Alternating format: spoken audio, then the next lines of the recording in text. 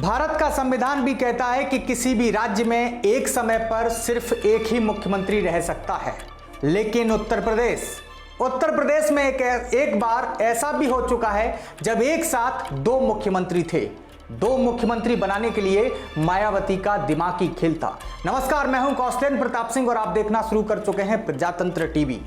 जी हां, आज हम ऐसे चक्रव्यूह की बात करेंगे जिसको मायावती ने रचा था, जिसकी धमक दिल्ली से लेकर लखनऊ तक पहुंची थी और लखनऊ से लेकर इलाहाबाद हाई कोर्ट तक पहुंची थी। तो चलिए आपको आसान भाषा में समझाते हैं उस वक्त आखिर क्या हुआ था। साल था 1998 और महीना था फरवरी का। देश में 12वीं लोकसभा के लिए चुनाव चल रहे थे। सभी पार्टियां चुनाव प्रचार में लगी हुई थी। रोमेश भंडारी उत्तर प्रदेश के राज्यपाल हुआ करते थे और लखनऊ का विशाल भवन उनका आशियाना हुआ करता था।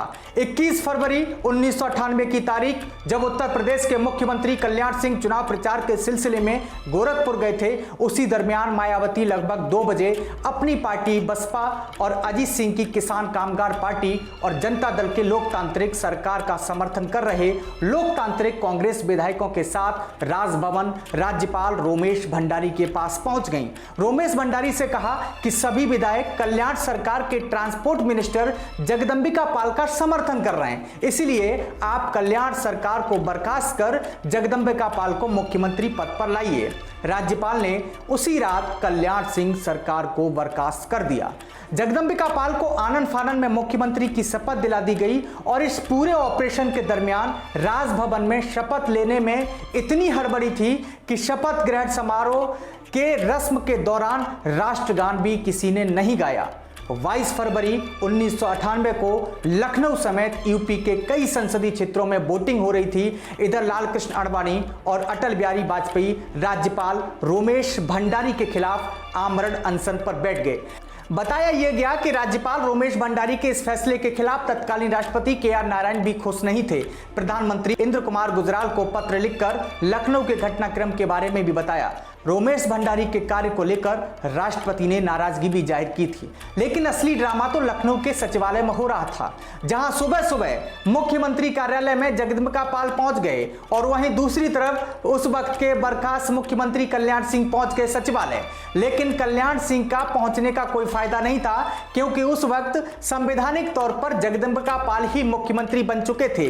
22 फरवरी को नेट कल्याण सिंह सरकार में मंत्री रहे नरेंद्र सिंह गौड़ ने राज्यपाल के फैसले के खिलाफ इलाहाबाद हाई कोर्ट में अपील दायर की और अपील में कहा कि कल्याण सिंह सरकार को बहाल किया जाए।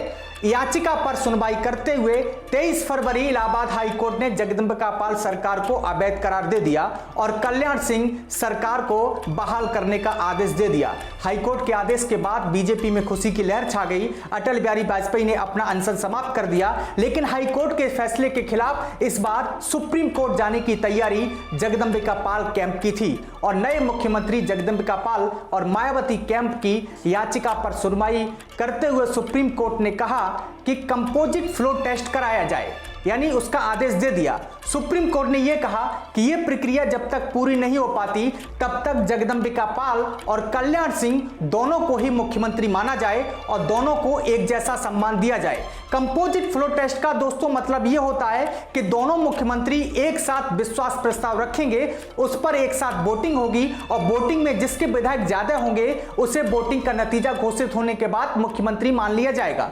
26 मई की सुबह उत्तर प्रदेश विधानसभा में कंपोजिट फ्लो टेस्ट की प्रक्रिया शुरू हुई। शाम के वक्त 425 विधानसभा में जगदंबिका पाल की दावेदारी खत्म हो चुकी थी। 225 विधायकों ने कल्याण सिंह के पक्ष में जबकि 196 विधायकों ने जगदंबिका पाल के पक्ष में वोट किया था। इस तरीके से मायावती ने जो दिमाग लगाया, जो चक्र रचा था, वह सुप्रीम कोर्ट के दखल के बाद फेल हो गया और कल्याण सिंह फिर से मुख्यमंत्री की कुर्सी पर बैठ गए। इस घटना के कुछ ही हफ्ते के बाद लोकसभा का चुनाव का नतीजा आ गया। 16 मार्च 1999 को राष्ट्रपति के.आर. नारायण ने भाजपा के नेता अटल बिहारी वाजपेयी को सरकार बनाने का निमंत्रण दे दिया। इधर राज्यपाल रोमेश भंडारी को यह लग गया कि अगर अटल बिहारी वाजपेयी प्रधानमंत्री बनते हैं तो उनकी विदाई राज्यपाल के पद से तय है, इसलिए उन्होंने पहले ही राज्यपाल के पद से इस्तीफा दे दिया। ये पहली ऐसी घटना है जब भारत में किसी राज्य में एक वक्त में दो मुख्यमंत्री पद पर तैनात थे। ऐसा कहा जाता है कि राज्यपाल रोमेश भंडारी के जल्दबाजी में लिए गए फैसले का ही विराम था। तो ऐसे ही कल मिलेंगे एक नई स्टोरी के साथ, तब तक के लिए शुक्रिया। अगर आप ये वीडियो YouTube पर देख रहे हैं तो चैनल को सब्सक्राइब करें, फेसबुक पर देख रहे हैं तो पेज को शेयर करें और लाइक करें। धन्यवाद।